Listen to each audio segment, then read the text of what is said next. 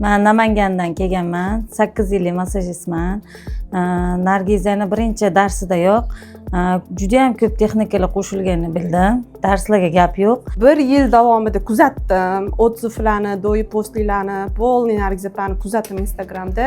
O'zi 1 yil oldin o'qishga kelmoqchi bo'lgan edim. Imkoniyatim to'g'ri kelmay qolgani uchun Alloh nasib qilgan ekan, xayrli deb bilgan ekan, shu paytga to'g'ri keldi. 15-sentyabrdan boshlagan darsimizdan buyon shu kunga kelgunimizcha juda ko'p ma'lumotlar, juda ko'p darslar o'tdik. Bular darslarning ichida eng yoqqani menga hijoma bo'ldi. Hijoma darsligida Barnopa ustozimiz bizga ko'p bilimlar berdi. O'zimizga o'xshagan jaydari qizligi, dars berishlari, joni dilidan uyda tushuntirishlari juda yoqdi. O'zi 2 hafta dars bo'ldi. Shuni ichida juda ham hammaga birdek yoqdi.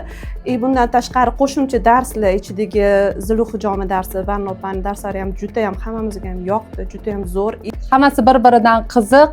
Hijomani o'z tanamda his qilib ko'rdim va uyga borib xo'jayinlarga ham qildim. Juda ko'p natijalar oldim. Bitta darsda hijomani o'zida sezilarli darajada o'zgarishlar bo'ldi. Bosh og'riqlari qoldi. Kuch-quvvatga to'ldilar. Melich savollarimizgacha javob berdilar. Hammamiz qiziqtirgan savol-javoblarimizgacha berdilar. Va hozirda mobilograf darsi ham ketyapti. U ham juda qiziqarli bo'lyapti. Bilmagan narsalarimizni bilyapmiz. Hammasi zo'r.